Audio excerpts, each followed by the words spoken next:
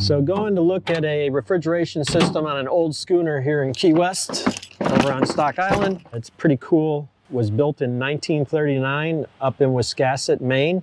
It's got an all-wood hull, and it was actually built for General Patton, the guy from World War II, the famous general. And unfortunately, he didn't really get to use it. He was supposed to sail it around the world after the war, but then shortly after the war, he got killed in an automobile accident and really never got to use the boat. So we're gonna go take a look at it and see if we can get this refrigerator running.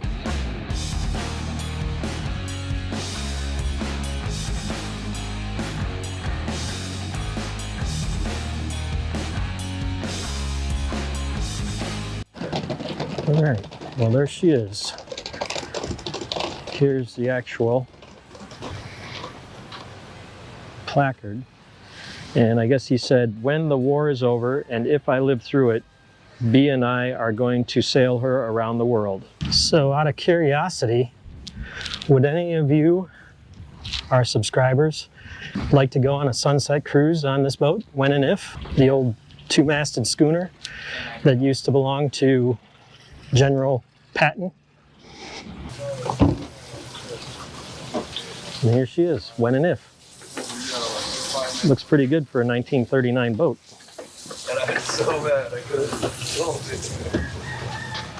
Hey guys. Hey. So I found a leak. This is the compressor unit under here, and I have a leak in the box, the evaporator box right here. So it's the evaporator coil, which is this thing right here, that's leaking. So we're going to still try and gas it up and see how long it lasts. Not a lot to see here, but I'll do my best. We got the blue hooked up to the low side, and hook up to the keg here with the yellow. Open that up, make sure my valves are closed. Open that up,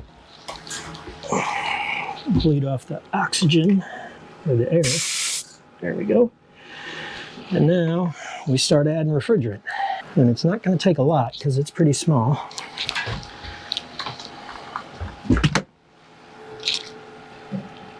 All right, let's see here.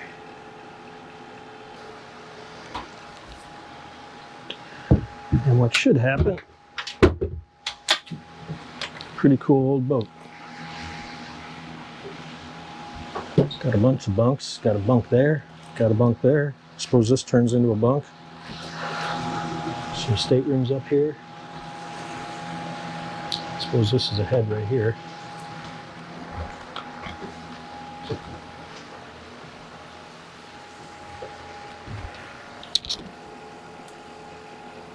Why, all the oil burning lamps and everything in here. So who can even guess how much that little evaporator is going to cost for that freezer box?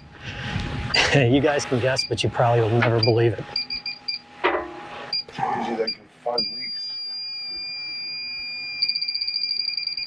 Yep.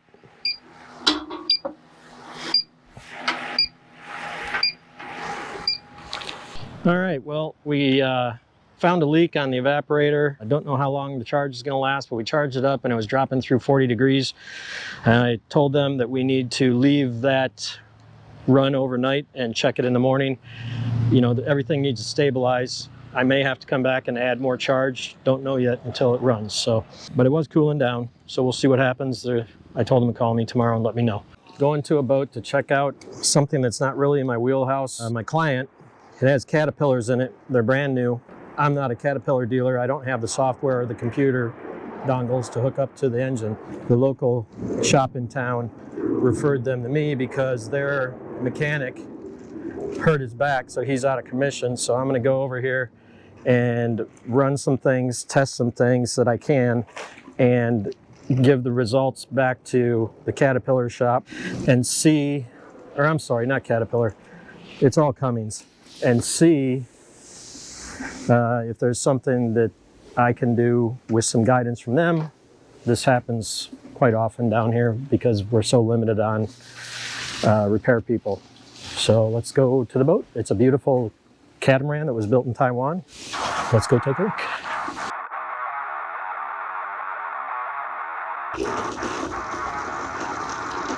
Here we are. Take my shoes off. Take my socks off because I don't want to get my socks wet from the dew. And let's see. Good morning, Matt. I'm right behind you. How's it going? Hey, there you are. What's going on? Just turned on the AC. So when I turn this key on, I've got a nice solid beep, and I'm able to Connect easy. Yep. This side, it's hit or miss.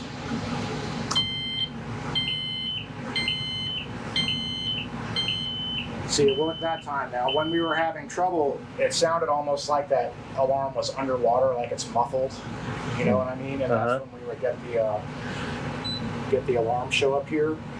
So I pulled the console back because it's easy to access back here. And Right. just check connections and everything to make sure everything was good. And it kind of went away. And every now and then I could replicate it just turning the key on and off.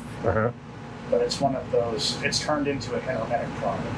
All right. Well, first let's try this. Let's, I'm going to turn this on and off a couple times and see if we can, oh, there it was. I see it flashed.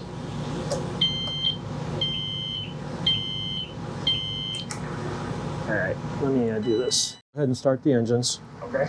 And then we're going to put this, I think you have to hold the button down, put them in neutral.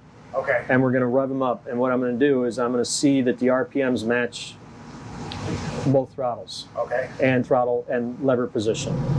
Now I think we got to hold this down.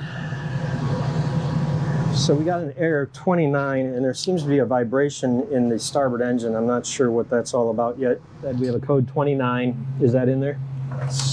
I mean, you feel how much smoother the port engine is, right? Yeah. Oh yeah. Yeah. I didn't notice that vibration. Yeah. At idle anyway. What would you guys check next? I'm curious as far as troubleshooting goes. Warning, check engine, port engine. Trying to find the code.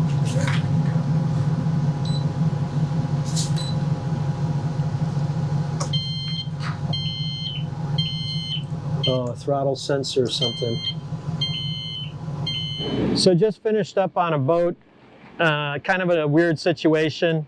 Excuse me, it's really windy today. I hope you're not getting too much wind. So you've got twin Caterpillars and a really nice catamaran that was built in Taiwan, and they were having some issues with the communication between the engines and the throttles. Normally, that would be something I wouldn't do because I'm not a full-on Caterpillar shop. I'm an independent shop. I don't have all the computer and dongles and software that I need to hook up to the engines. What happened was the shop here in town, we work with him all the time, his Caterpillar guy got hurt, and so he's out. And he says, listen, just go do what you can do. So I went there, and you guys saw in the video, I did some troubleshooting, and I really took it as far as I could take it without having the computers, like I said. And what my findings was I believe that maybe the throttle station is bad because the port throttle lever is really ratchety and sticky. But also the starboard engine is getting a throttle position sensor fail, which again, you need the computer to check that.